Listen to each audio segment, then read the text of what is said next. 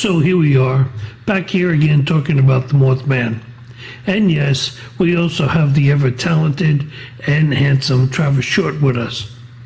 Now, admittedly, we've talked about the Mothman in Point Pleasant, Virginia, which happened back in November 15th, 1966. See, there a couple saw this winged creature in the sky, this man-sized creature. Reports spread across the country as the stories made national news.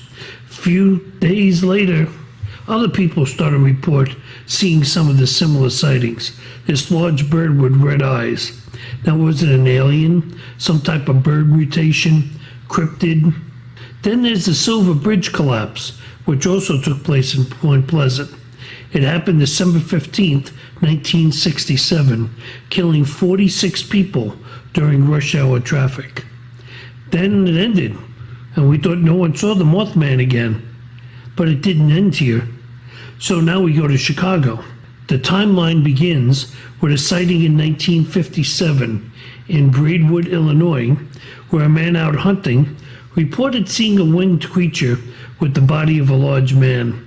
It was seen in 1971, 76, 1981, 87, 1999, 2000, 2001, and I could keep going.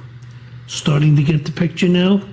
In 2021, there were 5 instances of people reported seeing some kind of winged humanoid figure flying around them in Lake Michigan. There's been a recent sighting last year around Chicago where 3 people reported a security response to an appearance of a red-eyed winged humanoid at Chicago's O'Hare International Airport. Maybe they were trying to catch the flight they missed. So what's going on? Our guest tonight will try to shine some insight on the subject. Now, first, as I already said, returning is the owner and founder of Phoenix Publicity, Promotions, and PR. He's one of the hosts of the Spiritual Warrior Show with Bill Bean, who he plays sometimes on radio and my podcast. He's on that with Desiree Valdez. So he's been on both sides of the microphone on radio. He's still a student, as well as a chief marketing officer at Vectors Partners LLC. He started and worked on the documentary Dark Wings, the Mothman Chronicle.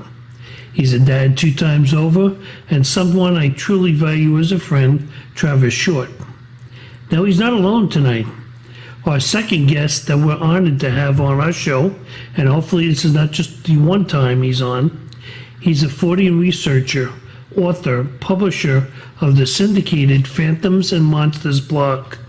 So he began this blog back in 2005, and it steadily grew in popularity and is read today by tens of thousands of paranormal enthusiasts. His work has been featured on the History Channel's Ancient Aliens, Sci-Fi's Paranormal Witness, Fact or Fake Paranormal Files, and Destination America's Monsters and Mysteries in America. See, he's been interviewed on hundreds of radio and online broadcasts, including multiple guest appearances on Coast to Coast AM. He's also featured on Destination America's Monsters and Mysteries in America's television show for the Skyville Monster episode. And tonight he joins us for the first time on our podcast. Now, Lon is an author. He's already written 9 books and is currently the host of Phantoms and Monsters Radio on YouTube, which is another podcast. And we welcome Lon Strickler to our show this evening. So let's get back to the Mothman. Well, good evening, gentlemen, and welcome to our show tonight. As I said, we got some really great guests with us tonight. I had to pick on Travis. Travis, it's good. It's good seeing you again.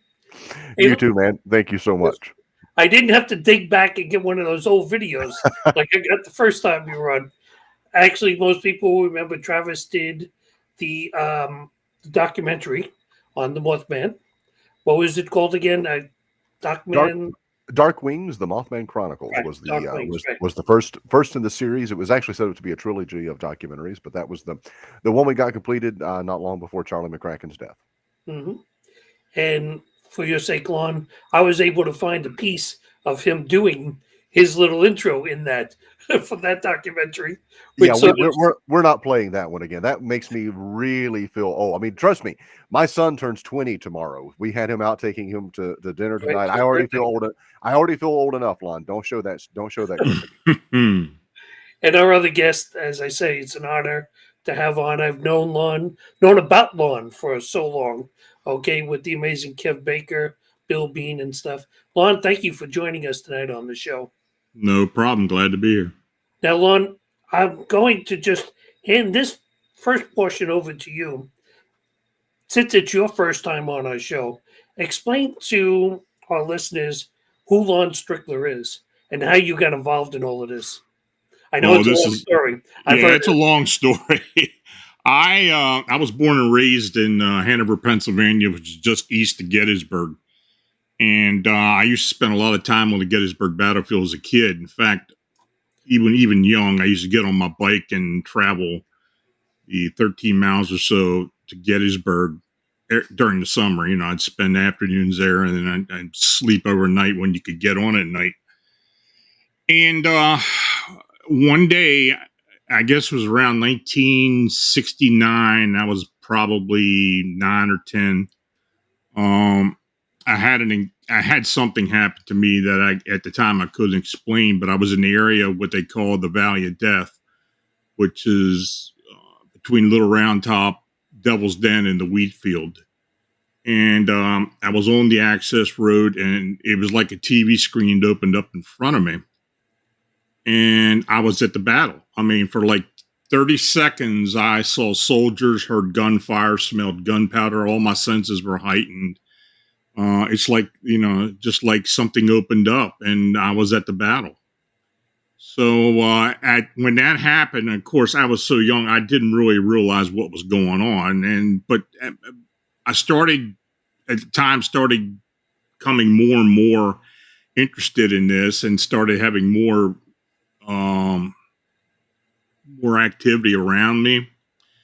And because of that, I started looking into the paranormal. And, you know, and now this is back at a time when, you know, this was like the mid 70s when I really started getting into this. And, you know, back then, paranormal investigation, somebody asked you what you were doing, you know, they look at you like you were crazy. And, but no, it's, and I've been doing that ever since. And at first it involved spirits and clearings and such. And, I was using what intuitive ability I had at the time to work those cases as well. I'd go to battlefields and people's places. You know, I used to go to a lot of battlefields, and you know, the energy was palpable at all these locations. But as time went on, I moved to Maryland. I was living near Baltimore. I lived there for almost 40 years, but I was still doing cases up in Pennsylvania. And then my life kind of changed forever on May 9th, 1981, when I had a Bigfoot encounter outside of Sykesville, Maryland. And that kind of changed my whole perspective on the paranormal and the supernatural. And that's when I started getting involved with cryptids. And that kind of eased that into my investigations and my work. And, you know, for years after that, I investigated. You know, I wasn't part of a formal team, or I was just doing things on my own. It was more like a hobby back then, but I was pretty active. And I continued to do that. Then eventually, in 2004, I started writing for a website about hauntings and cases I had done. And a couple of people had suggested, well, why don't you start your own blog and start, you know, writing, putting your cases up there and start doing your investigation. And I did. You know, that was 2005. I started Phantoms of Monsters. And it's been 17 years ago, and I've been doing that since.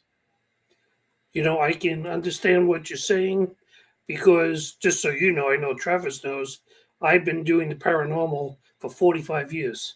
Mm-hmm. So yes, I understand what you're talking about back in the 70s, where people looked at us like we were insane. Right. So you sort of did it, but you kept it under the table, what you were doing back then, because, in fact, one of the first things I said when I met Grant Wilson, I said, I need to thank you. And he said, for what? It's like, for making this mainstream. So people didn't look at us like we were nut jobs. Yeah. I mean, okay, we won't talk about ghost hunters in the show, but, I mean, they really did at least bring it to the forefront so that we weren't looked at like those freaks that were in the corner. So I can completely understand that. And with my wife being a psychic medium, I understood exactly everything you just said that was on there. So I think actually to our listeners, you'll understand from his story and everything he's about to tell us why he was the ideal candidate to bring back into this show at this point. So my first question, I'm going to go back to Travis. Okay, Travis, the Reader's Digest condensed version, being that we went through it twice already.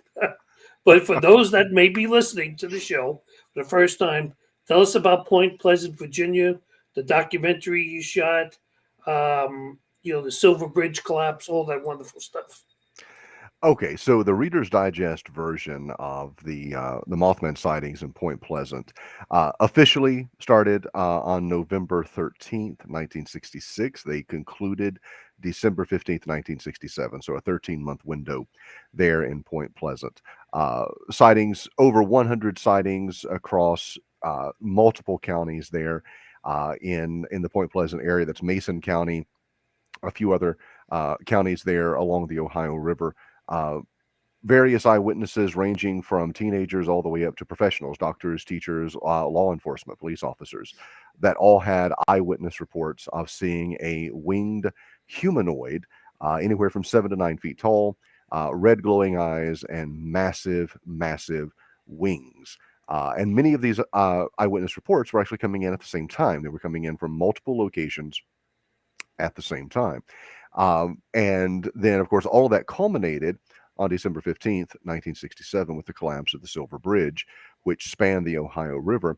That took place at 5 o'clock, 10 days before Christmas, there in 1967. As you mentioned in the intro, 46 people lost their lives. 2 bodies were never found.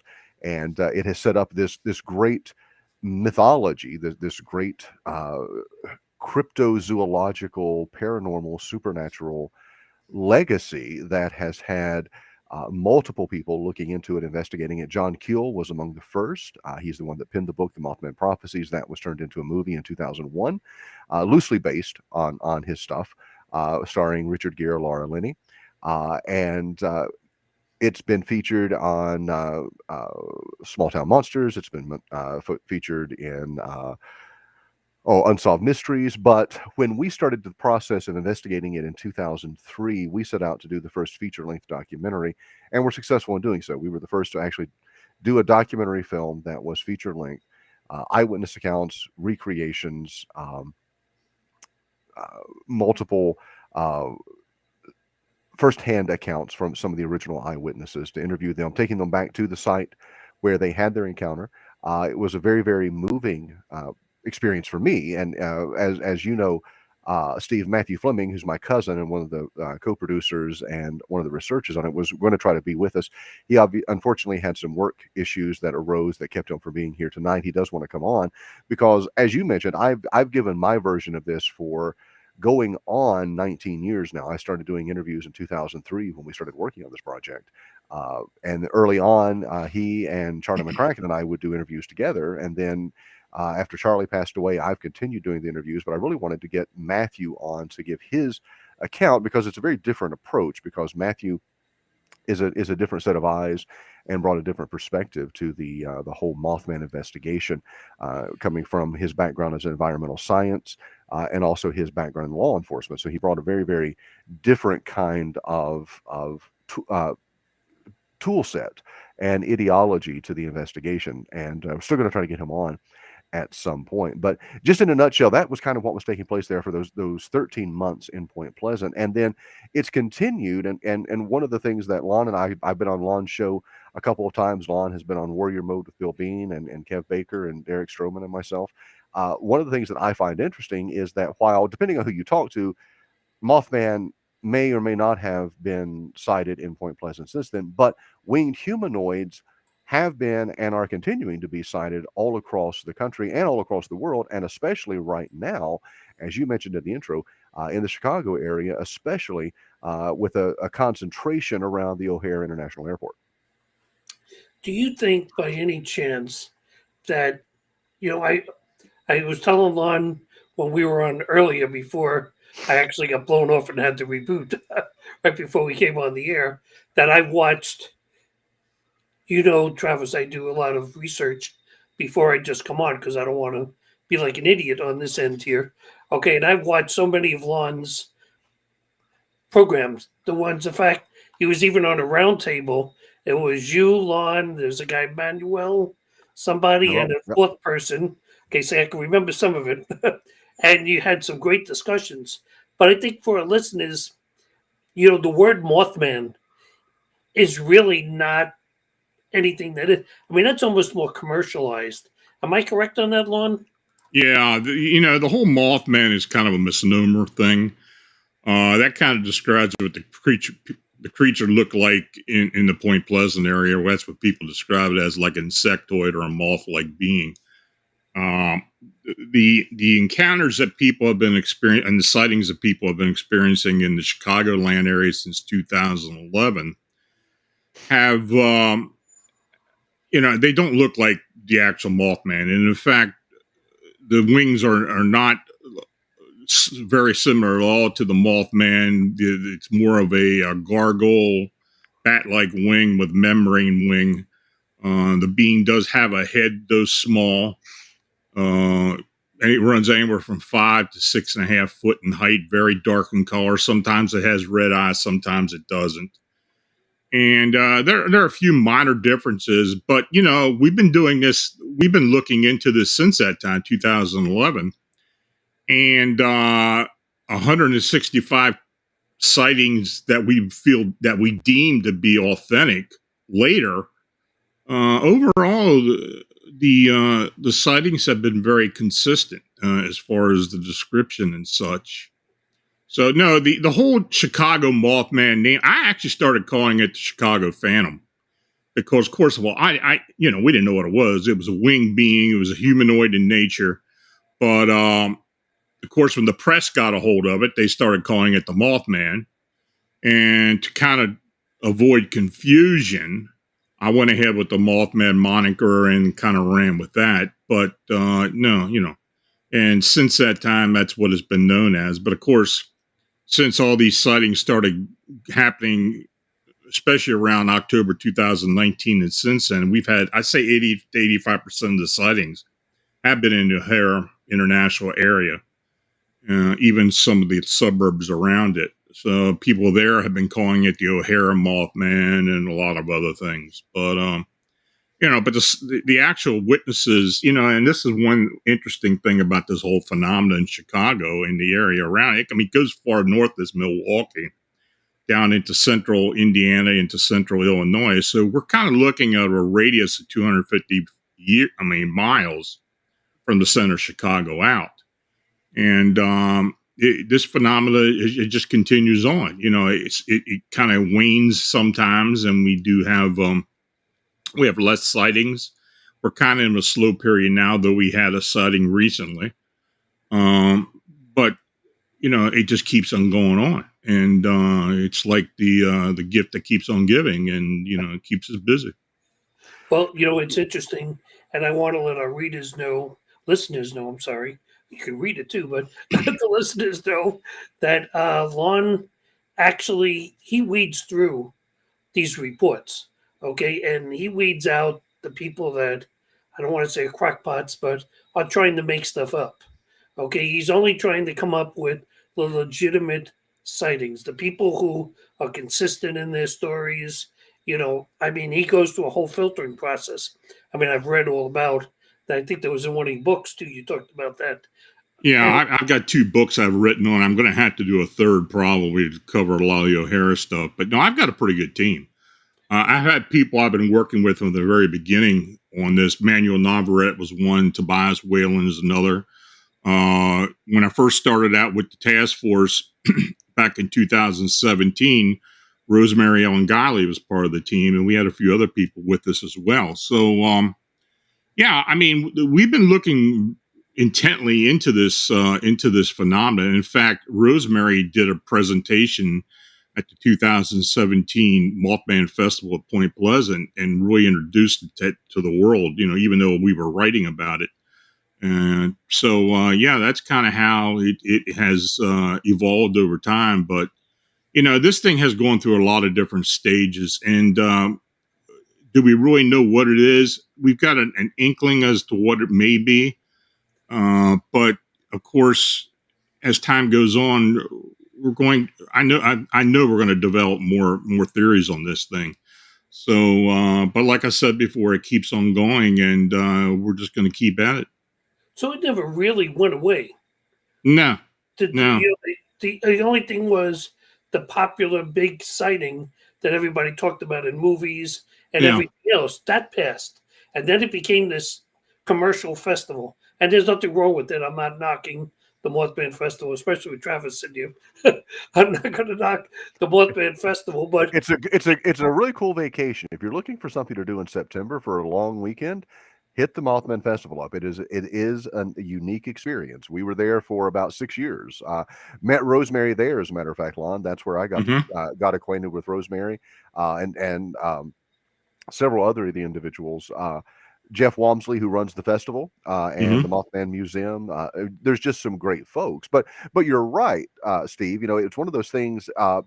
Really, until the movie came out, it really had kind of died off. And now, and Lon has been doing. Like I said, we came onto the scene investigating in 2001, 2002.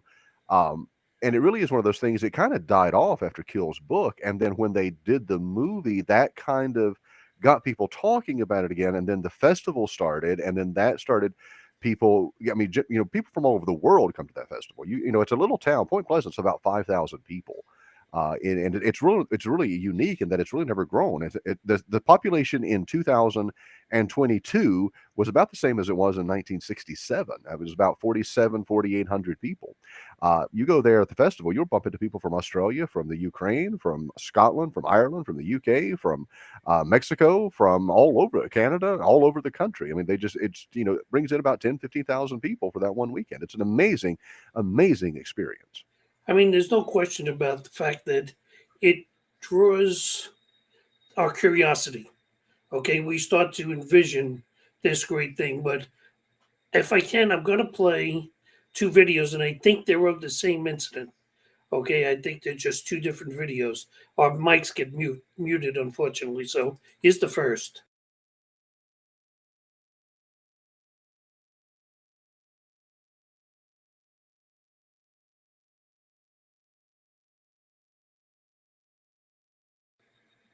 And then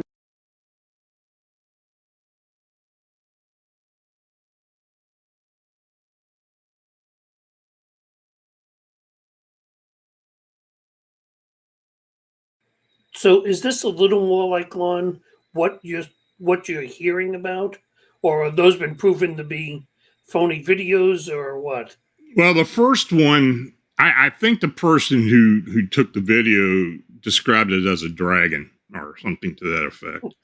I've had reports of dragons before, and it looks like a pretty good CGI interpretation of a dragon. The second one was an actual video, an actual photograph, but unfortunately, it wasn't anything unusual. It was an owl carrying a snake in its claws. And after it was investigated and looked at closely, that's what it turned out to be. So, with the cases that we've been involved with, videos and let alone photographs are pretty hard to come behind because, people get over the shock of seeing this thing. The last thing they're thinking about is grabbing their phone and taking a photograph of it. So we have had a few indiscernible photographs, but this whole phenomenon, it's strange to me because I had an encounter with 2 other individuals back in 1988 of a red-eyed winged humanoid here in Pennsylvania, and we were doing an investigation because we were at a Boy Scout camp where the scouts had been getting run out of the woods because of these screaming sounds. And I was asked to come and help investigate it with two other individuals who I actually had gone to school with, who were scoutmasters. And we did have an encounter eventually. And ever since that time, I had been, I always knew about the Mothman. I mean, I've been to Point Pleasant. Oh my God, how many? I have no idea how many. I forget how many times it's been. But I've done investigations at the West Virginia Ordnance Works, where what they call the TNT plant, and we do EVPs and such. I think that area there's a very strong indigenous spiritual presence there. And I've got my theories as to what I think the Mothman actually was. I mean, especially there. But that phenomena did not die out after the Silver Bridge collapse. I have received reports from up and down the Ohio River for years. Even in the Clinton area where this was actually first seen at, there have been sightings there, as well as throughout Mason County and up the river as far east as Charleston. So, I'm talking about the Kanawha River and that far up. So, this phenomena has continued on. And one of my investigators lives in Point Pleasant, so he's out all the time looking for stuff. And he did come up with a very interesting photograph at one point. We really don't know what it was, but it was intriguing. But I'm very aware of what's been going on. From the very beginning. And when I did have the encounter, it was almost like this thing was I was imprinted with it. Because what I saw and the two other gentlemen saw that night at Camp Conawago is very similar to what people have been seeing in Chicago. And we're not the only ones to have seen it either, because there were 5 other sightings reported to me in subsequent years up and down the Conawago Creek. Do you think it's attracted to water? So I know there's been numerous sightings over Lake Michigan. So some people have theorized it is. Of course, Chicago's a city of water. I mean, there's rivers and of course the lake being there. It's got a lot of green areas. There's, there is just a lot of water around there. And of course, Point Pleasant with the river, and there's a lot of other rivers in the area. It does seem that maybe 90% or so are around water to some degree. I really don't know if that's part of it. When you look into something like this, like we have this phenomena, you come up with all kinds of theories. And, I have, when I had the task force, we had about 11 people working on the task forces at that time. And I think each one of us had our own theory as to what was going on. And, I still hear all kinds of theories, but it's, it's just something that we just got to keep going after. And, every once in a while, something different will pop up in relation to this phenomena. And we just put it into the pile and try to gather as much as we can on it. I know you talked about pictures and not being a lot. See, I'm surprised you would think in a big city like Chicago, where there's been some sightings, I believe, actually in the city itself, with everybody in their cell phones that seem to have pictures of everything. If you sneeze the wrong way, someone's got a picture and a video of it today, that there might have been a little more photos and videos being submitted. And we hear that all the time. I mean, that's practically the first thing we hear is, why are there not any cam photos of this thing? And of course, my theory is that when people see this thing, and a lot of times these things show up in crowds and only a few people notice it. And I don't know if that's part of the phenomena or what it is, but a lot of times when people do notice it, they're so amazed at what they're seeing, they're not thinking about even taking a photograph, and they're fleeting sightings. This thing's gone by the time they even get a chance to get the phone out of their pocket. So, it has been frustrating. And in fact, the city of Chicago has not been very cooperative at all. They try to keep it quiet. We've had people out of O'Hare who have taken photographs, but had them confiscated by the powers that be at the O'Hara and some of the transport companies and some of the airlines. They're trying to keep as quiet as much as possible. They've even threatened people with their jobs.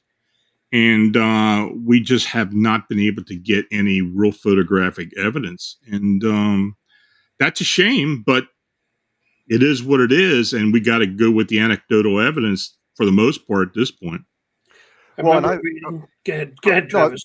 I was going to, that was one of the things that actually intrigued Matthew and Charlie and myself, was that there were no photographs from the original Point Pleasant sightings, really. And what we found very interesting was that it was, UFO sightings, as bad as pictures and video, maybe, you've got something. Same thing with Loch Ness. Same thing with poltergeist and paranormal hauntings and all that stuff. There's always something, but there was nothing about that for the Mothman, and it was unusual to some degree. Now in the 60s, not so much. But like Lon was saying, and like you brought up, Steve, especially in some place as dense as Chicago is, and as the airport is, and as many cameras and street cameras and cell phones and things like that.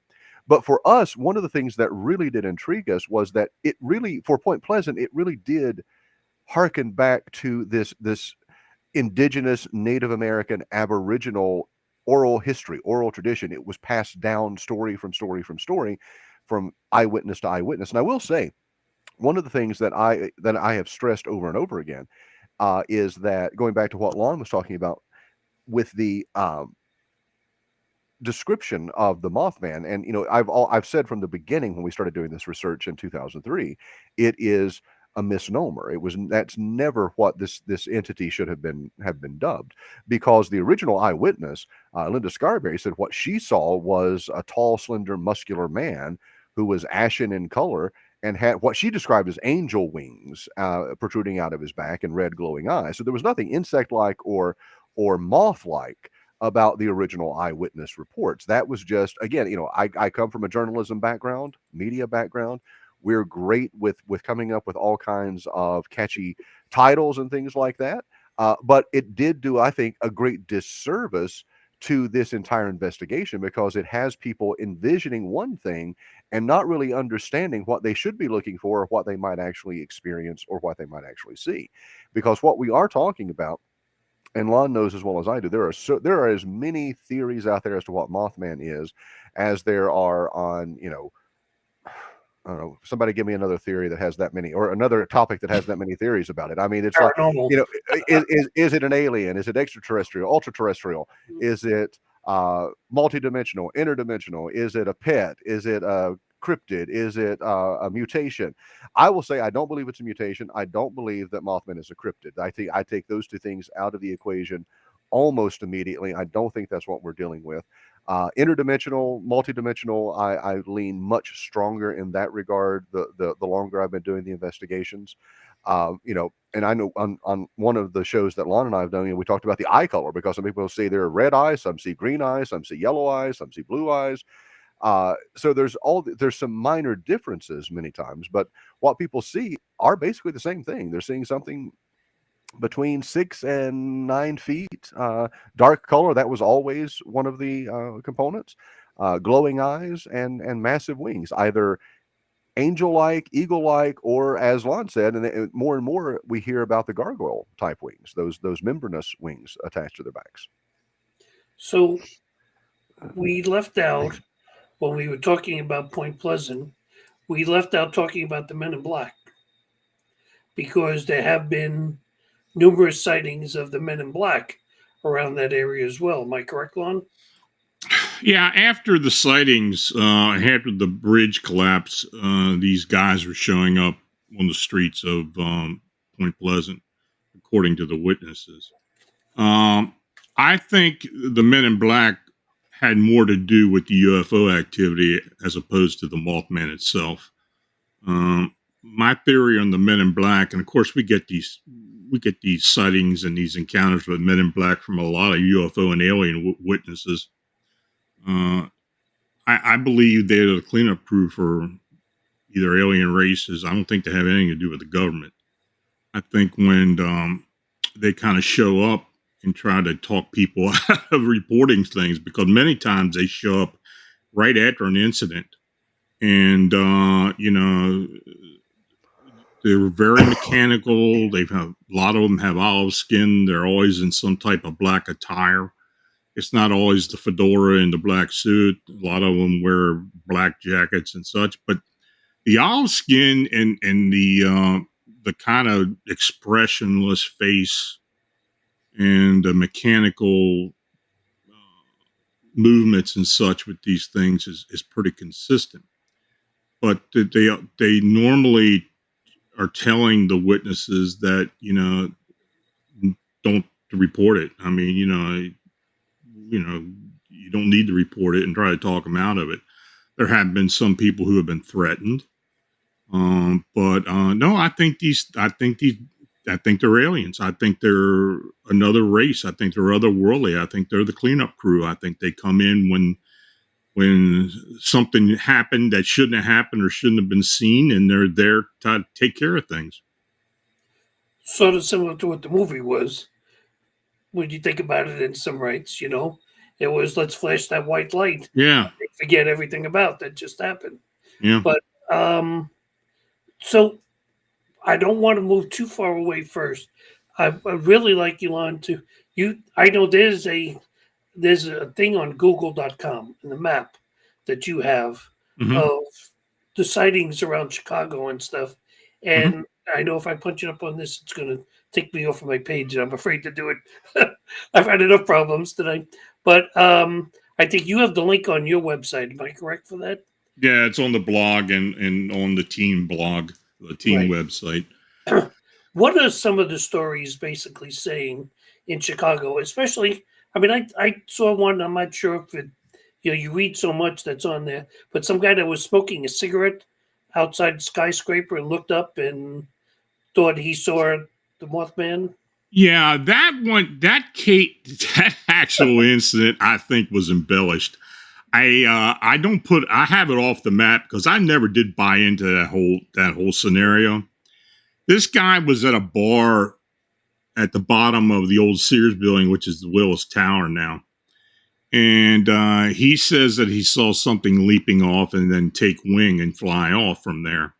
Now, when we interviewed the guy, I had a lot of questions about about what he was telling us. Now, some other investigators, especially MUFON, did get a hold of him and talk to him about it.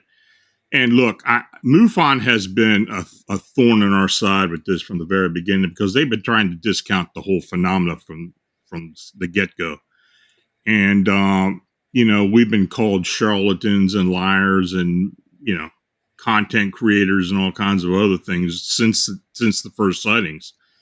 And, so they've kind of done all they can with the help of some well-known people to try to get this whole thing hushed up.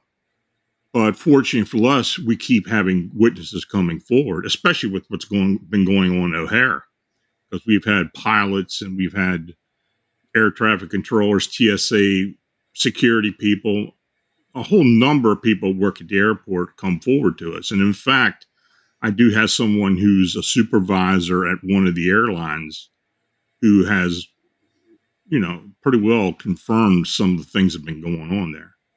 And they've been talking to me now for over 2 years. So I've got a pretty good idea what's actually going on at O'Hare. But anyway, no, that Willis Tower sighting, I think, was that was kind of the true stretch. I don't think he really got a good look at whatever this thing was. But, He came out of a bar. So first off, that could have been. I don't know. I don't know. I don't know what his whole deal was. He was. I'll be honest with you. He wasn't very forthcoming. When we started getting more specific with him, he was kind of backing away. So I don't really buy into what his story was. See, yeah, Travis, you were going to say something? Well, I had something just out of curiosity, Lon. I was going to ask you, do you think that maybe the interference that your team is getting has anything to do with the sightings being so concentrated near an airport? Are you getting possible FAA government interference because they don't want any attention to an airport after 9/11 and some of the other incidents that we've seen? Exactly. I think the COVID thing has the biggest thing to do with it because, of course, they lost a lot of money. Airlines lost a lot of money during COVID. And since these sightings at the airport started to increase around the time that the lockdowns and all that was going on, I think as they were coming out, they're becoming more aggressive as to stopping it. And I think it has a lot of it. Hey, you got to figure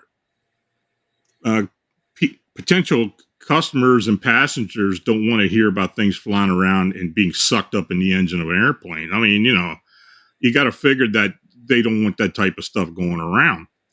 When we did take reports from the airline people, from the pilots and from the air traffic controllers, we did make several attempts to file FOIA requests with the FAA, which is what the Great Lakes region of the FAA, and of course, they discounted it. We've also done FOIA requests with the Chicago Police Department because we've had several police officers said they wrote reports up of these sightings, and they discounted it and said they never received the reports, and they were quick getting back to us too, and that's unusual. When you file a FOIA request, for the most part, if you get something within a month, you're lucky. We were getting responses within 3 days. So they were waiting for something to come in on it. And we were kind of rebuffed. Also with security, you were talking about cameras and such. These security people at these condominiums, businesses, hotels and such, they have not been helpful at all either about providing security photographs or security footage to us. We've been cut off from the very beginning, and I don't know if that is a concentrated effort by the police, the mayor's, and the mayor's office as well. We had a witness who worked for the mayor, directly with the mayor, who told us, "You're not going to get a thing out of the mayor's office." But she was one of the witnesses. So yeah, we've had people trying to cut us off from the very beginning, though we've continued on and picked up what we could. See, I really don't want to believe that the decisions not to let you see the stuff is coming from local or state government. It's got to be coming from somebody above that. Well, it may very well be. Yeah. Because for a mayor to say, we don't want our office to, put that out there. There's Homeland Security. There's somebody else that's telling them to hush on it. Yeah, I had no doubt. I had no doubt there's a lot of layers of, the alphabet agencies that are trying to hold us off on this. But yeah, I know when the sighting started in Chicago, the mayor's office was really getting flooded with a lot of calls.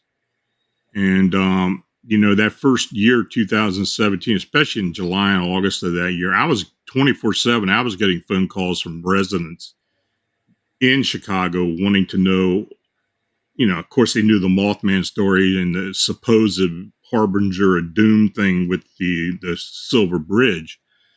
And I was talking to people around the clock trying to dispel fears. Because people were afraid. They thought something was going to happen in Chicago.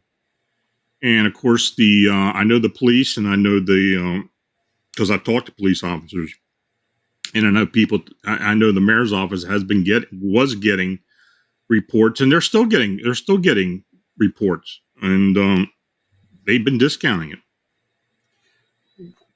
You see, that's why I say there's got to be a coordinated effort somewhere to squelch everything that's coming out. And there's got to be a reason behind that. I'm going back to what we were talking about, how they disappear. They're there and then they just seem to be gone. I'm born of television. Okay, I'm sorry. That's the generation I've come from, and of course, the one to blame for this is unfortunately no longer with us, which is Kev Baker, who got me on that Skinwalker Ranch thing. Okay, I had never heard of this show before, and if you remember Travis, he used to talk about it all the time. So one day I actually crammed in an entire season in one sitting and caught up to where we're at now.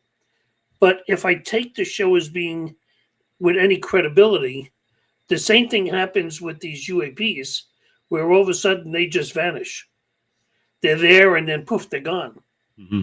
So I think, Lon, you may have even spoke on one of the other shows about like it can cloak itself, like it can turn itself invisible or not be seen. Do you still think that that's a possibility on that? I think there are a few phenomena, cryptid phenomena in Mothman that can do that. I think Bigfoot can do that to some degree. I think others can as well. I think they possess abilities that allow them to cloak themselves or hide themselves from others, from humans to some degree. I think as far as the Mothman or the winged humanoids, I think a lot of them can do that. I actually believe that these beings are ultra terrestrials. I think they are portal travelers. They come into our Earth plane from another linear dimension, and I don't think they're here all the time. I think they're kind of in and out, and people can call them aliens or whatever you want to call them. I call them ultra terrestrials because they kind of fit the definition. But no, I think and especially since we started getting these sightings at O'Hare. And there was one part of the airport where a lot of these sightings were concentrated at. I do believe that may very well be what these things are. Travis, did you want to say something before? No, Okay. I'm in agreement with what Lon is saying. Okay. I think even Keel himself. I mean, he was one of the first to posit ultra terrestrials, that these entities, these beings, operate on a frequency that they're always here. They just sometimes come into our realm. Sometimes we're able to see them, and then there are those people. And I think this goes back to what Lon was saying. Where you have these mass gatherings of people where some people do see them, some people don't see them.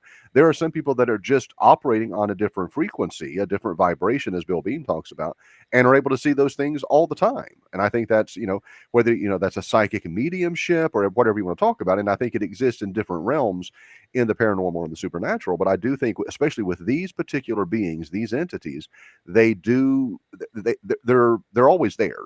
Sometimes we see them, sometimes we can't. Well, I'd even go further, Lon, probably, and even Travis, back us up on the paranormal, where we can all be looking at a wall and one of us sees something and the other two don't. And it's like, and you start asking yourself, how the hell did I see that? And they're looking right at it and they didn't see a thing, Have I lost my mind? Because you start to question yourself. Have I lost my mind? Because I can swear I saw this go across. And I know even with Jen, one thing about with my wife, Jen, and that's, I know you know who Jen is, Travis, but Talon, that's my wife. We sit in our own house, and all of a sudden we'll see something just pass right by out of the side of the eye, and you look, and the pets are even looking that way. So whereas you think maybe I saw something out of the side of my eye, your pets are actually watching it. So, I think the point I was getting to is I think that more people today are much more open about aliens and stuff coming from, I want to say outer space, that sounds so cliche, but coming from other universes, other galaxies that are coming to visit ours right now. And even our own government slowly starting to release some information, and boy, it's slowly. But all the people that are coming forward stating the stuff that they've seen, including some of our moon astronauts, are now coming forward with stories they've seen. So is it that far-fetched that this creature, and I don't want to use the word Mothman, that this creature is from outer space? Oh, I wouldn't say it's from outer space. I'd say it's from another dimension. I think it's something, we live on one dimension. We live on our Earth plane. There have been theories that there could be up to 11 or more dimensions, linear dimensions, as opposed to ours, other realities as well. I think they reside on one or two or whatever of these. But I don't think they're the only ones. I think some of the other beings that people talk about, particular Bigfoot, Dogman, upright canines, I think a lot of them may actually be from these dimensions as well. And I think that's a big reason why we don't find any physical evidence to the degree we ought to be finding physical evidence of these creatures. So, yeah, I mean, it's a big mystery. It's an enigma, but, I think as time goes on, quantum computing is becoming more mainstream as time goes on. And when it gets to the level where it's a consumer product and more people are using it, it's cheaper, and I think we're going to be able to start coming up with more and more answers as to what is involved with just not the paranormal but the supernatural, and opposed to cryptids and such. I'm hopeful that we're going to get answers, and of course, when you're talking about otherworldly beings, and maybe there'll be answers there as well. I've got my own theories about a lot of different things, and I've written a lot of books and a lot of different stuff, and I've heard a lot of things, and I've worked with a lot of people. It's one I'm not crazy at this point, but it's you do hear a lot of things, and when you do hear a lot of things, you form a lot of opinions and theories on this stuff, and I am hopeful that we're going to get answers. I don't know if I'm ever going to get it in my lifetime, but I'm hopeful that there will be answers at some point. See, I think part of it is that, and I get the quantum theories. I mean, I've watched so much about them. They confuse me a little bit, and I consider myself fairly intelligent. But I can imagine what it would do to half the population who does not understand about what a parallel universe is. I mean, they can even parallel park. Mind you, learn about a parallel universe at this point. So I can understand if our government does know some stuff, why they've stepped back and they're just not letting it all out. Um, I think slowly more and more is starting to leak out, like Lon said. And obviously, when it becomes a consumer product or something that consumers will use, we'll learn more about it. Yeah, exactly. I mean, I have no doubt that the government powers to be, they know a lot more what they're saying.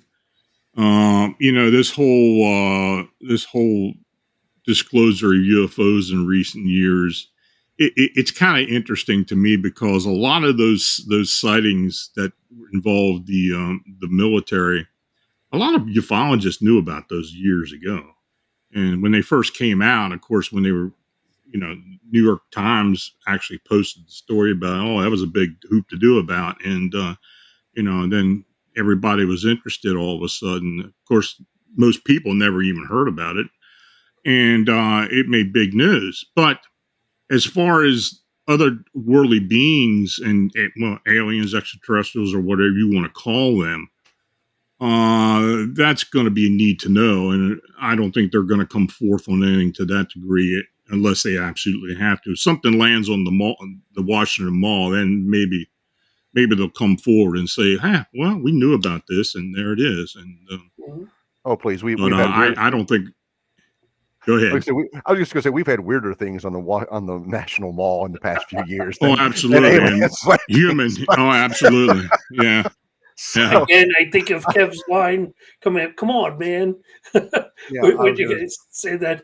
But it's funny, before, Lon, you said you may be losing your mind. Surprised you're not losing your mind. You're on this show with us. So that's well, I mean, this is 24/7 with me. I mean, this is what I do. And every day I hear something new. And, I when you start looking at it and start digesting it and try to figure out what people are trying to tell you, I think it can. First of all, you got to discern what you think is probable or not, then go from there. There are things I'll post on the blog that I'll say right off the bat when I'm posting it. I don't know if this is real or not. I'm just telling you. I'm giving you. You make your own determination. And that's the way I've been from the very beginning. I've got stronger views about some things more than others, but of course, there's nothing wrong about putting things out there and kind of opening people's imaginations and minds up as to what may or may not be going on. And I'll say that's one of the things that I respect about Lon, is that he approaches the Fortean research like an objective journalist. He's like, here are the facts. Here's what's being said. This is what we know, and we'll get back to you when we find out more. As opposed to saying, this is what's happening. It's sensational. This has happened. We've seen this. This has been discovered, and things like that. And Steve, I'll have to echo you. I was going to say, I just assumed that all three of us were crazy since we're on this show. I mean, I just by nature, I thought that was kind of what this show was. Is just three crazy guys getting together and talking about these wild theories and things like that. One of the things that I do think, and I can see the chat over here. I can't interact because I'm not on the YouTube channel, just here on the restream. But there's a Missy. I'm assuming the last name is pronounced Foy. Yeah, Foist. Okay, it's actually. Yeah, I was going French. Okay, we'll go Foist. Okay, they're friends of mine. That's why I know. I was going French, but she's talking about travelers. Why is it so hard for people to believe? And I do think that there is one side of this research that isn't talked about enough, is that maybe these entities are just as curious about us as we are as about them. Maybe they're trying to find out about us, and I think there's definitely an aspect of that we have to bring to the table when we have these discussions. Is why are they coming through? Now I know, Lon, you have some individual who have had contact with these entities. Mm-hmm. And I don't know if I'm off base, on base, or whatever, but I do think that when we approach this as researchers and investigators, that I do think that that's something that has to be brought to the table. Is why are we seeing them? Why are they choosing certain people to contact with? But why are they? I mean, we're not seeing tragedies like the collapse of the Silver Bridge. The sightings in Chicago have been going on for over a decade now, if I'm not mistaken, and they started around 2012, 2013, 2011, yeah. 2011. So we've got well over a decade of these sightings, and there's been no tragedy. And I'm knocking on wood. I'm not trying to challenge that, but is there this component of these ultra-terrestrial, these interdimensional beings being as interested in us as we are in them? Oh, I think it is. I think absolutely. I mean, when you talk about even just talking about alien abduction, I think there is a rhyme and reason for it. I actually wrote a book about it, alien disclosure, experiences exposed reality. And when you talk to people every day and you get deep into their cases, you start to realize that they are trying to. They are trying to give a message to some degree, but they do have a reason for what they do. I do believe, now this is one theory I've had about alien abductions, is that I believe that these beings are evolved humans.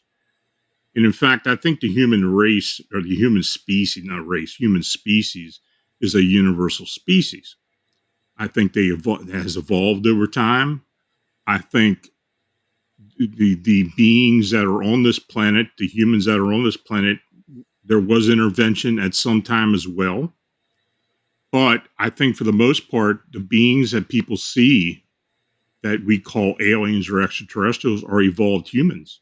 And I think over time they have lost something, and I think they're trying to find it. And I think a lot of that has to do with the human spirit, the human life force. I think there's something about us that fascinates them, or something that they miss and don't understand.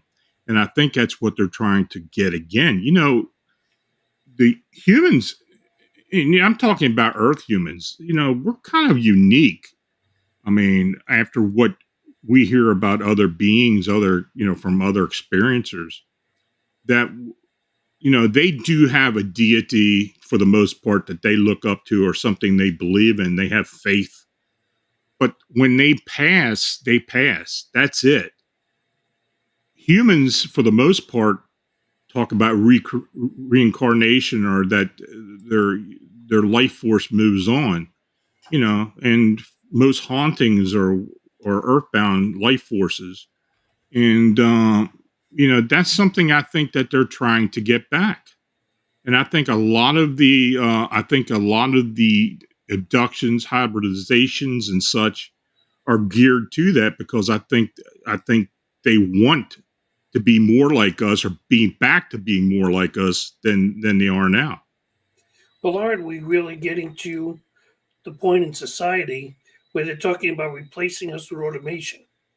I mean, you look at factories are almost completely all automated now. They're thinking that some of this intelligence is going to start thinking. And when they start this artificial intelligence starts thinking for itself, could we be the point where we're going to be the little machines and these people are coming back to find where we went wrong to turn it back? I Yeah, mean, that's another theory. I mean, are they coming back to try to right a wrong that they did in the past, in their past? Are they stopping nuclear attacks that humans have created or hacked? Are they trying to stop things that ended up changing them, or you know, kind of put a monkey wrench in their evolution? I don't know. I mean, you think about a lot of things when you talk to people who go through these abductions and or have an encounter, and they're told things. And I think our history, our human history on this planet, has had some very profound interventions. I really do. You can't really pinpoint when, but more and more you hear about these theories of ancient apocalypse, just like the Graham Hancock theories of the ancient apocalypse and some type of intervention with the gods and such. I think to some point there may be something to that. We don't know our history. I mean, there's a lot that we have not been told, and is it by design, or is it just that we have forgotten to the point where there's no recollection of it? I guess that's something that maybe we'll end up finding out at some point. But I think people who are open-minded and free thinkers that look beyond the science and the archaeologists and the paleontologists, I think, I don't think it's all cut and dry. I used to be a very strong Darwinist. I used to believe in that theory, the evolution theory, very strongly. But as time has gone by, and I'm not a religious person by any stretch of imagination, but I do believe that there has been some kind of divine intervention to our race, or to our species, and I think if we can find out that history at some point, I think it's going to benefit us as well. Well, if you look at anything that's going on today, we're finding more and more stuff that wasn't in our history books that we've been learning. What? They didn't tell us everything? Yeah. What? Yeah. So, I mean, that's starting to become more mainstream that, hey, there's a lot more out there than what we were told, or how things actually took place, I should say also. And, I mean, we go back to, I always look back at the Egyptians and the pyramids and all that stuff, because they've never come out. They say they're tombs and stuff, but if I'm not mistaken, they've yet to find a body in any of those pyramids. Am I correct? In that they've never found a burial chamber. Yeah, they never did find Khufu and any others that the pyramids were. They did. There's a sarcophagus in there, but actual bodies, no, they haven't really found anything. Yeah. We can theorize as to what the pyramids actually were for. And there's a lot of theories out there, and I'm not really going to go into all that right now. But it's another show. Yeah, when I'm very, very interested in Egyptology and in history and world history and such. And I think as you look into the history of the Egyptians, the different dynasties, I think there are points there where, you can kind of assume that maybe something did happen to kind of change things.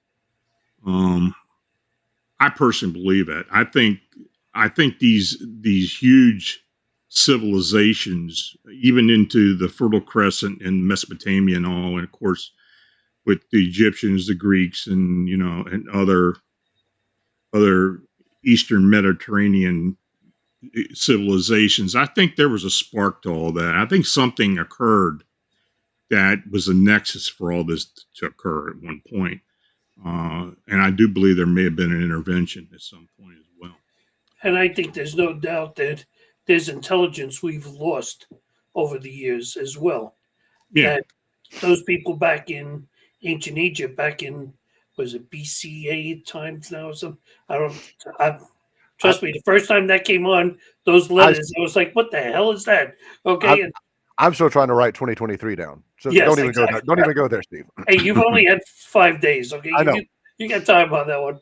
But Yeah, it'll take me a month to get my checks written, right? yeah.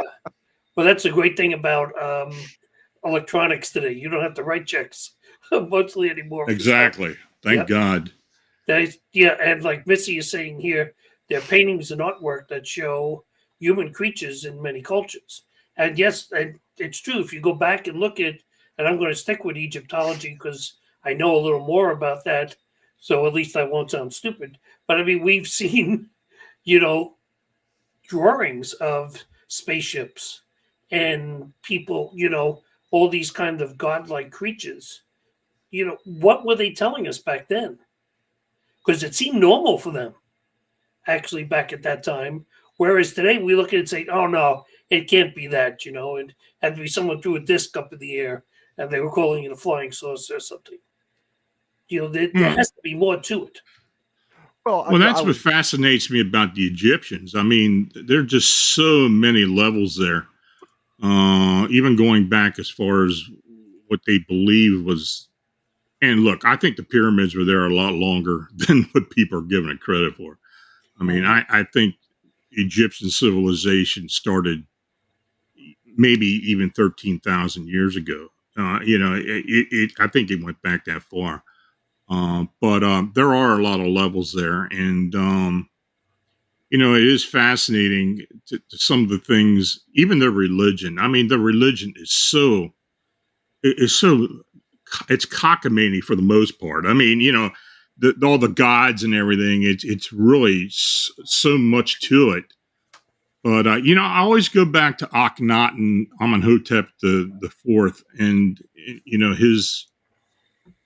him and the Aten and the monotheist theory and how that stirred everything up, and then how it was quickly dispelled after his death. I truly believe there was an intervention there at some point, and I think it's not the only one, but I think it's a big one. I think that was one period of time where there was actually an intervention of otherworldly beings. Travis, you were about to say something. And I can't remember what it was. I'm sorry. No, you're fine. It wasn't you. My phone went off, and I kind of got sidetracked. I had a text message come in. No, I was going to say, I absolutely agree with what Lon is saying. And I, coming from a slightly different perspective, I grew up very, very religious. I grew up in a very, very extremely conservative Christian environment. And I having conversations with my kids, even this evening, I don't believe the way now that I was raised to believe. I still have a belief in a spiritual higher power. I do think there's something at work there. I don't think it is at all what we have been taught. I don't think it's what has been ingrained within us. I don't think any of that. But I do, going back to what Lon was saying about the soul and that spark of life, I do think there is something very, very unique about, as Lon, terms as earth humans, those of us who are here right now, this moment, there's something very unique about us. And I don't find it that far of a stretch of the imagination to see, because we see it already. And I'm not going to get political or theological, but we see already that there are those of us losing our souls. Humankind is losing its soul. We are. We're losing it in these, in our devices. We're losing it in our behavior. We're losing it in our lack of concern for our fellow humans. The football player Hamlin, they got hurt the other night in the football game. You had a Fox sports broadcaster, bitching out the NFL for canceling the game, that there was so much on the line with this game, it should be kept playing. Well, no, you a-hole. There's something much more important on the line here than a football game. There's a man's life. There are other lives on the line. So I think we are seeing that de-evolution of mankind and humankind.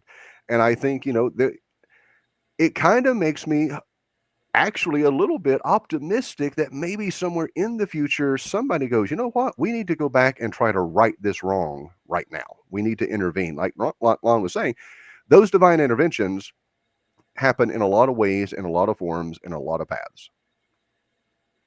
Yeah, I agree with you. I mean, I was raised, I was raised in a very conservative. I was raised as Lutheran. I went through all that and much more, and catechism and all that, and all. So, but when I became of age, I kind of got away from all that, and I became very spiritual. And the things you learned back then, they don't leave you.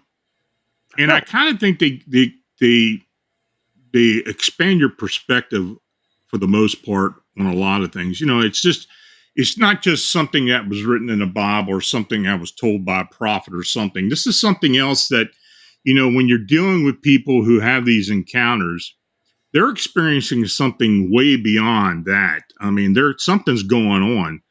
And when I started listening and started concentrating on what they were telling me, and a lot of these people were very religious as well, but it profoundly changed their lives. And you got to wonder, well, maybe there is something there. And I'm with you on this, Travis. I mean, I think as people start thinking more for themselves, and what they believe these things really are, and just don't stick to the theological explanations and dogma. I think you start thinking beyond that. I think maybe we will get to a point where, maybe we should go there. And I don't know how it's going to help mankind in the long run. I mean, I think we're kind of lost for a lot of reasons, but a whole lot of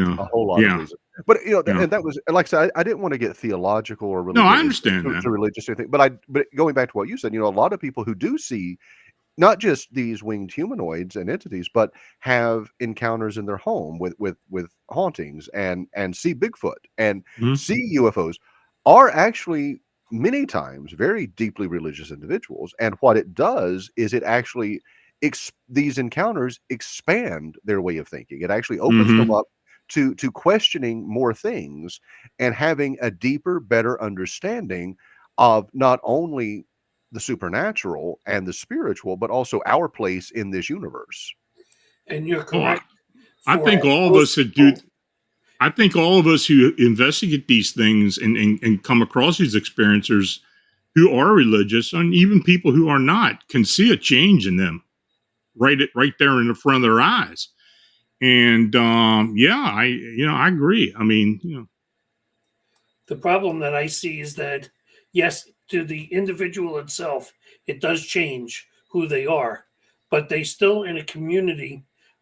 I've seen communities. It's not where I live, so I don't want to say that, but I've seen the smaller communities where then you're looked at as a nut job. Yeah, okay, you were taken up in a spacecraft. Yeah, okay, sure, no problem. Yeah, we believe that. Okay, did you come out of the bar when you said that, or were you smoking some weed along the way?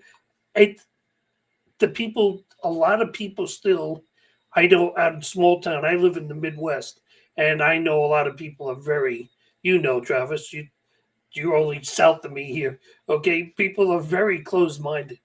Okay, about those things, and I don't think unless, like you say, there's something that in the middle of the 4th of July celebration, I'm going to use the word, but Mothman shows up and lands on, top of the Washington Monument, stood there and starts talking to everybody. People aren't going to believe it. There's still those that say, no, in religion, God created us in his own image, and that's it.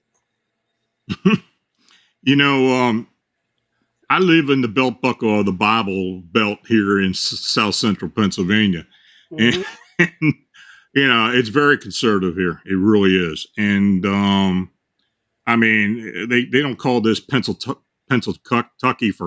for no reason at all. I mean, that's what this is. And, I can't talk to people around here. It's funny because I was born and raised in this area. I was born and raised in this town. So a lot of people who I went to school with who were very open-minded and very liberal-minded when I was in high school are just like their parents now. And it's funny when you talk to them and they find out what you do and they start questioning you and you say, yeah, well, that's what I do. But no, I just got hope that people will become more open-minded about this. I mean, I'm at the point now after all these years, I don't let a whole lot bother me anymore. It kind of rolls off my back. It used to bother me in the beginning when I would talk about something or I'd post a story and I'd get a lot of crap about it, but I just don't let that worry me anymore. Lon, I'm going to say one thing, and then I'm going to let Travis. I know his mouth started to move there, and they got there a second faster. My mouth is always moving, Steve. My mouth is always moving. That's why I stay muted. I meant to tell you, we knew you were on your phone because I meant to tell you off of the Bill Bean show with those glasses, we can see you when you text. I know. It never stops. My phone never stops going off. I meant to email you the other day about that, but when you're on the Bill Bean show and you were texting that we could see the text going on in the glasses. But Lon, what you were just saying there, yes, I live in one of those small towns where people are very religious. Mm-hmm. And when I tell them, the paranormal, heck, even worse, my wife being a psychic medium, okay, you both know what I'm talking about, okay? But by the same token, when they walk away from the crowd, they all come back. So what really are you seeing there? I mean, the interest is still there because I think they understand themselves that there's still something else that, they're not seeing in their fellowship. Okay, there's a good word for it. That's not discussed. But, it's like after a while, I mean, I came here, obviously you hear the New York accent. I know Travis has picked on me about it many a time. So I thought you were from Alabama. Oh, you reckon I'm from there? But when I came here, I mean, they wanted to know what country I was from. So already they thought there was something weird about me. Mm-hmm. And then I was investigating the paranormal, and most people said right away, he's gone. Okay, he's out there. Okay, but I've been investigating paranormal since I was like 17 years old. Mm-hmm. And I'm 64. I mean, this has been going on for a long time. So people started to warm up to it and started to really think about, and even some, and would never use their names, but even some of the most religious people in this area has requested Jen and I to come on investigations with us because they want to experience it for themselves. Oh, yeah. That's wild. I mean, it's, it blows that all out of the water. And I know for you, Travis, especially with, the Warrior Mode show and stuff, you got to see more of it there than I do. Well, there's so much to unpack there in what you said, Steve, and piggybacking onto Lon. Not just the Warrior Mode, but my own background growing up the way that I grew up, being still even today an ordained minister. They haven't taken that away yet. I keep waiting for someone to. I keep waiting for someone to show up at some point and want to repossess it. They haven't taken it. I had one on the wall. I had my certificate on the wall back here, Travis. Remember in the early shows? I know. It's just I'm getting ready to move, so there's nothing on the wall. I do. I keep waiting for them to show up. We're here from the Southern Baptist. We're going to, repossess your ordination. it's interesting. I've noticed this change because early on, it always surprised me, standing in a pulpit. And the reason people always ask, why don't you do that anymore? There's lots of reasons, but one of the biggest reasons is number one, I love discussing, debating, and dialogue about topics, and that you don't get to do that in that setting. You have to walk a line. And I suck as a role model. That's the other reason that I don't do it anymore. Because I had too many bad habits that I just couldn't get rid of. So I sucked as a role model. I don't get to do that anymore. But even even when I was serving that capacity, and I would start talking about supernatural and paranormal, and everybody would start shutting down. They'd sit there with their arms crossed, and they would, just start shaking their head. And I'm like, okay, look, I said, by the very virtue that you are in a church building, you have a belief in the supernatural and in the paranormal. That is implicit in you sitting here. You're just choosing to wear blinders, and you only want to believe in one section of the supernatural and the paranormal. Now, I've noticed that is changing, and to address what you mentioned right then, Steve, but with Warrior Mode, Bill Bean is one of the few individuals, and I work with, I've got a paranormal team that I represent out of Cincinnati. I've got a psychic medium that I represent out of Jersey. I represent a variety of clients, but especially in the supernatural and the paranormal realm, Bill's right there, and he does this very interesting thing of walking that line of traditional religion and Christianity and the supernatural paranormal. His followers and his audience is an intersection of those, and you don't find that very often because those typically are totally diametrically opposed to one another. But Bill's is intersected, but there are those that it diverges sometimes. I was having a debate in the chat room just a couple weeks ago with somebody over just a very minute thing that was said, and trying to have an actual theological conversation with them, and it just went all over the place. I'm like, okay, I'm not even going to do this anymore. I have noticed that what interesting in getting out of broadcasting and managing properties and getting back into my PR role and publicity and things like that. I've been working with two different tourism organizations, one in Central Kentucky and one back in Eastern Kentucky, and they have actually branched out wanting to get paranormal groups to come to town. They want to bring those groups in. They're trying to tap it because they realize there's actually some tourism dollars there. People will come to events where you've got paranormal investigation teams, where you've got people that are Bigfoot hunters, people where that Mothman, winged humanoids. If you bring in a panel, people will pay to come in. So it's actually becoming a little more mainstream, not necessarily because people are believing it, because they believe in the power of the almighty dollar, and it can actually put some money back in the coffers in tourism. And I'm not opposed to that because, again, I'm a promoter. That's what I do by trade. So I'm okay with that. You want me to book you somewhere? I'll be more than happy to book you. I take 15% of the fee, and we go from there. So it's just well, Travis, I talked about many times, and I'm sure Lon has done it too, where you've given over and over and over again presentations on either paranormal or cryptids or all these different kind of things. I mean, I know myself, we went for 3 straight years around Halloween, and Missy, who's in this room, she was at a number of them because she was part of our paranormal group at one point. Where you're going night after night after night. You're in a different library.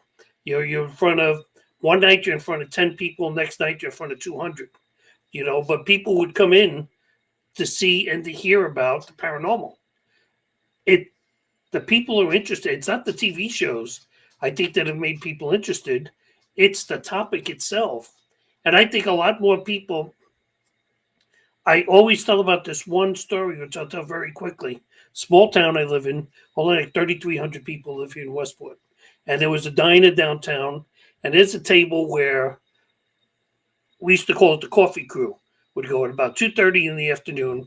About 7 or 8 farmers and stuff and old timers would sit in this long table, and they just drink coffee and BS back and forth. And one day, Jen and I were in there for a late lunch, and I heard somebody say, because I was an auditor for years, I can hear across the room, and I heard somebody say, "Oh, those are the paranormal guys that see ghosts." Okay, so now of course I wasn't even listening to Jen anymore. Okay, I was listening full time across the room, and people, yeah, they see ghosts. But then after about 2 or 3 minutes of the joking ended, then one or two of the people started telling their stories. Well, I don't know if it was ghosts or not, but we were sleeping in a bedroom the other night, and the bureau got slid across the room. But I don't know, maybe the floor was crooked or something. And you want to get up and say, okay, how long has the floor been crooked? And has the bureau ever slid across the room before? Okay, but I just humored myself and just laughed at listening to what was going on. But I think just in general that more people now are starting to realize the things they're seeing, the things they're experiencing are paranormal. Okay. I'd love to do a show just on the paranormal, Lon, because I know you go way back with the paranormal as well as I do. And I would just like to throw all barriers out the window, books and everything, and just go into the paranormal. But I want to ask, I'm going to go around, going to start first with you, Travis. Then I'm going to go to Lon, and then I may even throw in my 2 cents. Okay, on top of that, we even got another person that we know, Kerry, is in the room. Travis, I'm going to put you in the main spot here. There you are. Okay, what do you think these, and I'm going to use the word again. God, somebody give me a better word instead of Mothman. Do you? I use the term entity. I think Okay, entity. Now that's mine. I think Lon may go with ultra terrestrial. My term that I've been using for years is entity, just because I didn't think it's scripted. I don't think it's a mutation, and I just think the term entity kind of, for me, defined it better at the time. Oh, had it saying that said EBE, yes, extraterrestrial biological entity. Am I yes. correct, Lon? Yeah, I mean, I don't use that a whole lot, but that is the term. Yeah, It is. It is. I found it somewhere in my research on It's this. like, it's not UFO anymore, it's UAP. So we have to, Yes, exactly. Yeah. we have to use those terms. First time I Anyway, heard that, I was like, "What?" yeah, Okay, like I know. BC. I know. I mean, I always thought the paranormal community was pretty woke anyway, but apparently we're getting even woker now because we're having to use even more modern terms.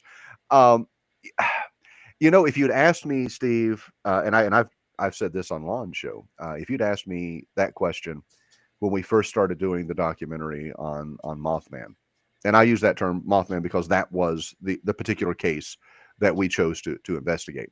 And we chose that case not necessarily for, I mean, of course, the supernatural and paranormal element was a big one for us, but really after going to Point Pleasant, and I think Lon can probably attest to this since he's been there several times himself, is the tenacity of the people there, the fact that they keep bouncing back from the sightings, from the collapse of the bridge, from all of these things, and they still survive. It's changed a little bit. I took my daughter a couple of years ago for her birthday. That's what she wanted when she turned 16, was to go back to Point Pleasant. Um, a little bit has changed, but not a lot. When the bridge collapsed, that entire town was just decimated. I mean, there was nothing there. Economic development took place on the Ohio side. Everything in Point Pleasant was a local owned mom and pop. There were no franchises. You didn't have McDonald's, you didn't have Hardee's, you didn't have Walmart, you didn't have Kroger or anything like that. Everything was just a local mom and pop shop, because when that bridge collapsed, it was a 2-mile stretch of bridge, but to get from Gallipolis, which is on the Ohio side, to Point Pleasant, you had to drive 10 miles up, cross another bridge, and drive 10 miles down to get to Point Pleasant. So it was a 20-mile one-way trip. So 40-mile round trip just to get from somebody. Literally, if you had a really good arm, you could throw a rock from Gallipolis, Ohio to Point Pleasant, West Virginia across the river. So just the tenacity of the human spirit is really what attracted us when we started talking to people. But if you'd asked me 2003 to 2009, I would have said demonic. I would have said, some type of demonic entity, some type of very negative. But over the years, I've kind of grown and evolved my thinking. I don't necessarily think that is what it was. I think what we're dealing with in Point Pleasant is something very, very unique. I do believe it is an interdimensional, ultra-terrestrial entity. I do think it has very, very strong indigenous Native American ties to the land and to the people. I think that it has extreme ties to Chief Cornstalk and his family. Um, and I think that the collapse of the bridge, I don't even think anymore that had anything to do with Mothman, in all honesty, or the appearances, or I think that just happened to be a really crappy coincidence that took place during this 13-month time span. So do you think he was just on the bridge, and that's where they had seen him? Well, I mean, there are people that say they saw him on the bridge. They saw him flying around the bridge. There are people that saw Men in Black the day before inspecting the bridge. I mean, so there's all of these elements that I think really, when we step back and we start looking at it, and at this point now, we just see bridge collapsed in 67. So what was this? This past December would have been the 57th anniversary. Is that right? Or 57th anniversary of the collapse of the bridge. So, I mean, when you take into 5 decades, almost 6 decades of retrospect and looking back at what was going on there, there's a lot, I think, in that story that's still yet to be uncovered. And I think that it involves this winged entity. I think it involves the Men in Black. I think it involves UFOs. I mean, that's actually what took Keel there. Keel was there investigating UFO sightings. He wasn't there for Mothman. Mothman just was one of those stories that came up. And summing up real quickly so we can get to Lon, because I really want to hear Lon's perspective. Mine is this. I think that what we're dealing with, Point Pleasant, is a very unique set of circumstances that there's a lot of intersection of multiple. I think there's the Native American mythology and lore, the ties to the land, whether it's a land curse or whether it's a blood curse. This winged entity that's there, the collapse of the bridge, this tragedy, all of those things. Now you take that and you pull back the telescope and you start looking at all these other sightings. These winged entities that we're seeing, again, I think are ultra-terrestrial, interdimensional beings that are as interested in us as we are in them. I think there's something that is bringing them here. They're interested. They're looking for something. Lon, okay, this is your opening, Lon. What do you? I know you said you had a number of theories, but what do you think? Yeah. Well, as far as what happened at Point Pleasant, I think it all goes back to the original West Virginia Ordnance Works and what was going on there. Point Pleasant had a lot of indigenous history. There was a lot of battles with tribes. There were a lot of battles with settlers. It was a very violent area. I mean, between the Shawnee and some of the other previous tribes, there was a lot going on there. But I do believe, and I kind of back this up with some evidence and EVP that we collected over the years at the plant, especially the cones where the storage areas were. I believe that there is a very strong indigenous spirit or entity that resides there. And I think at the time when that area was being used for hangouts for younger adults and even kids at some point, like in 65, 66, 67, I think the Mothman was a summoned being. In other words, I think this strong indigenous spirit or entity summoned the Mothman from another reality or another dimension. And I think the Mothman is a protector or a sentinel. And I think it was brought there to protect. And I think when they started having the encounters back in 66, I think that's the reason why. Because, if you listen to some of read the sightings and stuff, this thing was pretty aggressive. I mean, it was chasing people up and down the road there going, the access road to the Ordnance Works. So, as time went on, it's continued to be seen. As far as the Silver Bridge goes, and, I think that whole area was a perfect storm, just like Travis said. There was a lot going on there. There was a lot of activity. People have been talking about that for years. And of course the UFO activity was pretty over the top. Spirit activity. People that lived in the area talked about a lot of that for years. There was a lot of hauntings in a lot of the places there. But I think the Silver Bridge collapse. I don't think the sighting or the so-called or supposed sighting of a Mothman above the bridge before the actual uh, collapse. I don't think it was a harbinger. You hear this harbinger portent theory about a lot of these winged humanoid sightings. Heard it for years. There's only ever been one time that I know of that somebody didn't mention something about a winged humanoid or winged being above a disaster area before it actually happened, and that was Chernobyl. The Blackbird of Chernobyl. That was the only documented case that I know of where people at the location were talking about this thing flying above the reactor days before it happened. That didn't happen at Point Pleasant. This was after the fact. Like most other disasters that happen or tragedies that happen that they related to a winged being. But it was proven that the structural integrity of the bridge was bad. But some people say, well, yeah, okay, but it was trying to warn them. Well, that may very well be. I mean, you can take it for that, but I think you're talking about a small town that had a tragedy where 46 people passed away a week and a half before Christmas. I think they're looking for excuses. I think they're looking for reasons as to why it happened. And I think because of the Mothman occurrences that were going on, I think that was the reason they were looking for that. And that's what was used as an excuse. Of course, they were blaming the Mothman for the collapse of the bridge? I think they wanted answers. I mean, something like that happens when all these people die in a small town.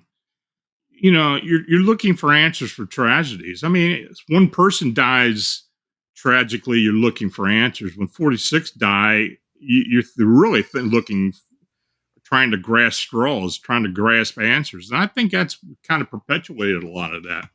I was going to say real quick, I would agree, Lon, because if you look at the percentage, the population was about 4,600, 4,700 Mhm. people. So that's 1% of the population died. Yeah. In one day. Yeah, and it was around the holidays, and that's what made it worse. Yeah. And Keel, and God loved John Keel. I mean, I talked to Keel years ago, and he kind of, being a journalist, he kind of fed off of that for the Mothman prophecies. You got to say it. I mean, the guy kind of used the whole tragedy. It was a great book. I mean, I wasn't really thrilled with the movie as compared to the book, but that's the way things are. But yeah, I think that's what the Mothman is. I think it was a summoned being, a protector, a sentinel of some type. And the fact that this thing is still being seen in the area, and a lot of the sightings are very similar to what the original sightings were.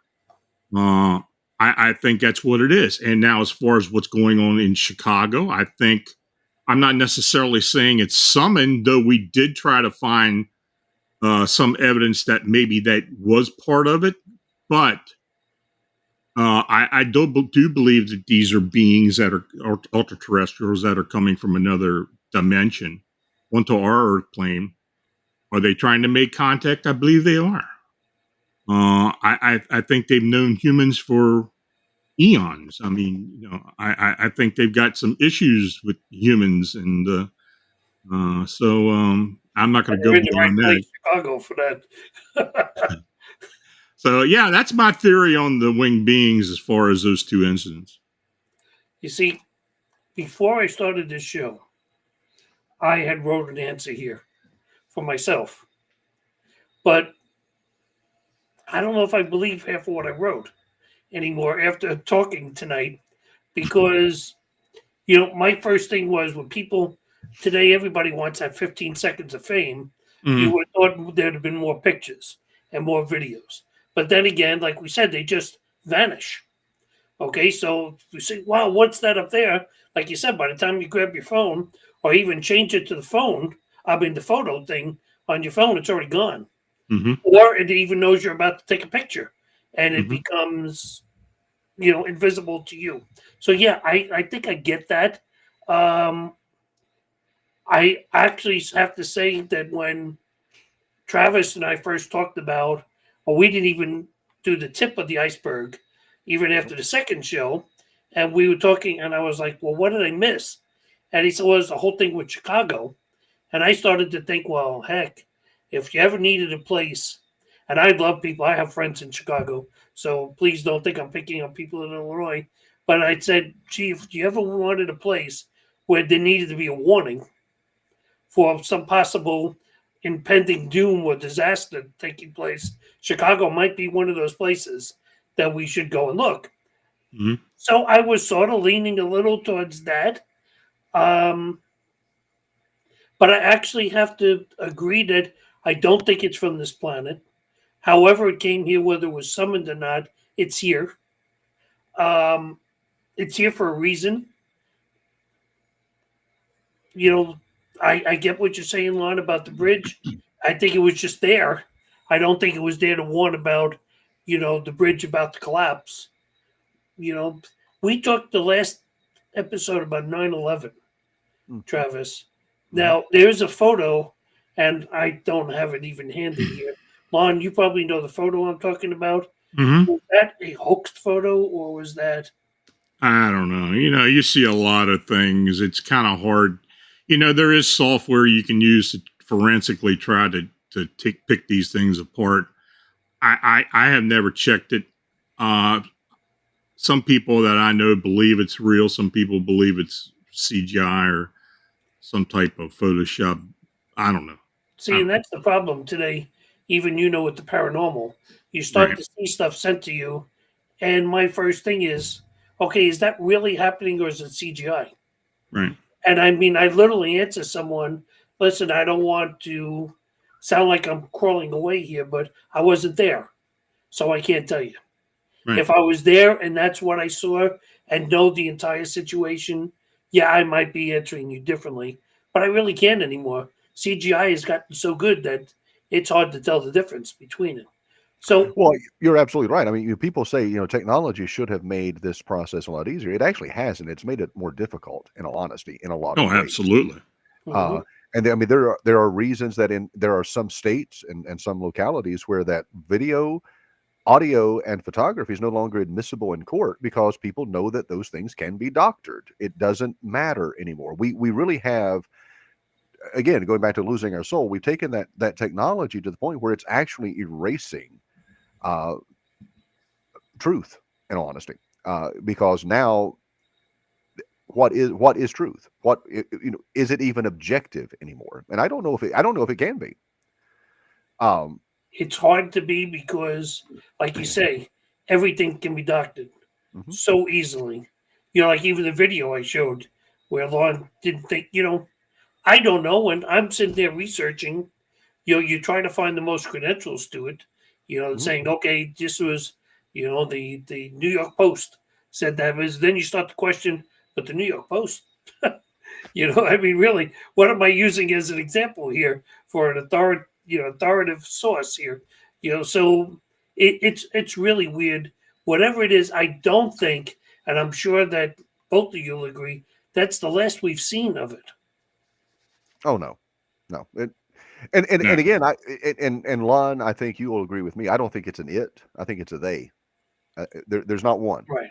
There are multiple entities that are manifesting themselves. Chicago is the one we're talking about. There are other locations, and Lon knows about this. There have been multiple locations across the country because I follow your posts. I mean, they're all over. It seems to be more of a northern Chicago, Yeah, it's more Northeast. of a North American phenomenon as opposed to worldwide, but we do get worldwide sightings. Well, when I get down to Florida, I'll keep my eyes open for you. Oh, that's the skunk ape territory. You go. All you have to do is keep your eye out for the skunk ape in Florida. There you go. Well, Lon, tell us about your website, your books, your blog. Well, it's Phantoms and Monsters It's my blog. I've been doing it for a long time. I do a daily post if I can, and a couple posts. I also have a team, the Phantoms and Monsters 14 research team. We've got 20 members who are boots on the ground investigators throughout the United States. And we also have about 25 affiliates as well. So if we do get a report, we try the best we can to get someone there to talk to the witness in person and look at the location. It's not always possible, but we try.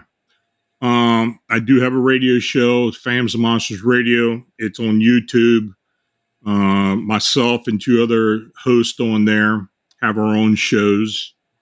And we're a fledgling show on YouTube, but we're trying to expand the best we can. So anybody goes there, please subscribe. Appreciate it. This is something I do 24/7 now. I mean, I'm retired. This is what I do. And, I just keep going. I've written 9 books. I'm working on the 10th one. So I try to keep busy. It's not always that easy, but it is what it is. I got to laugh because someone sent me a private message before that listened to the beginning of the show. And I said, you're a 14 investigator. And they thought, because of my accent, that it sounded like a fraudulent. Well, like, I guess Freudian, okay? Yeah, people aren't really familiar with that term. Yeah. I mean, a lot of people. Paranormal phenomena, okay, is what the definition is of that. So I just want people to know that that's not what I said, He's not studying Sigmund Freud or anything like that. It's just the accent is coming through a little bit here. But, we'd like to know, everybody that's out there that's listening today, they're listening back on Anchor or one of those other stations. I'm really curious of what you think. So if you'd send us an email to yourlifemattershowpodcast.com or yourlifematterspodcast.com, I'm sorry, or even to phantomsandmonsters.com, send it to Lon if you've experienced this and have seen this. Let us know. Because I think, as I said, the final chapter, or is it? Because this really isn't something that, like, well, if we were going to just be talking about Point Pleasant, I was saying, well, basically, the main phenomena has ended. Yeah, they're still having sightings, but not, anything to really write home about. But then when you start realizing that this has never stopped, it just stopped being heavily reported from Point Pleasant, Virginia, to today, all the way up to Chicago. And let me tell you, seriously, go out to phantomsandmonsters.com. And in fact, I'm even going to put a link, because I have the link in my thing here for this map that Lon has, that Google actually does for him. And there's the link that's on there. And if you go look at this link, and this is all the sightings, the verified sightings. Am I correct on that, Lon? Well, sightings that we believe are authentic sightings. Right. We kind of separate the wheat from the chaff. You get a lot of things that are kind of hard to believe, but this is the ones that we believe has some validity to it. Yeah. I mean, there's a lot going on there, and we'll probably come back and visit this some other time again in the future, especially if your cousin Travis wants to come on to the show and we can actually get him onto the show.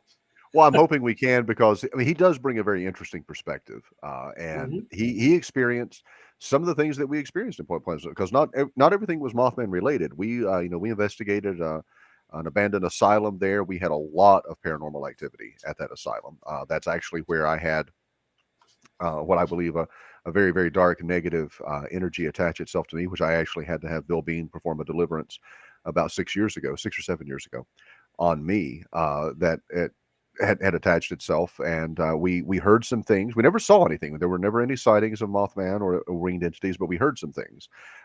We heard some things that made us drive straight to a liquor store and buy a bottle of scotch, as a matter of fact, and go sit in the hotel room and talk about what we had experienced. It was that nerve rattling. That solves all the problems. Well, it does. I thought so at the time, anyway. But it's he does bring an interesting perspective, and I really do hope we get Matt on. He's got a wealth of knowledge. He's a cryptozoologist fanatic. Bigfoot is one of his favorite topics. That's his area of research and expertise. So yeah, I'm hoping we can do that. And I'm hoping, Lon, we can get you back and we can sit and do something, especially on the paranormal, because I think too, we've touched on the paranormal a few times. I mean, Travis, even the last time a few weeks ago when I was on Bill's show, the Spiritual Warrior, we started talking about some things and about this thing, especially that's following Jen and I around. Okay, we've seen it in Tennessee. We saw it up in Indianapolis. And then I saw it twice right here in Westport, where I live, walking around. So I don't know what that is, but it came from an investigation that we did in Tennessee. And not only did we see it, but up in Tennessee, there was 2 other investigators who came back about an hour and a half past us, and they saw it as well. So I think we can have some very interesting conversations. And remember, folks, next week, we have Andy Sora. Sorry, drew a blank for a second on his name. Okay. As many of you know, I have IPF. I don't just wear this as a decoration. It's not a nose piece.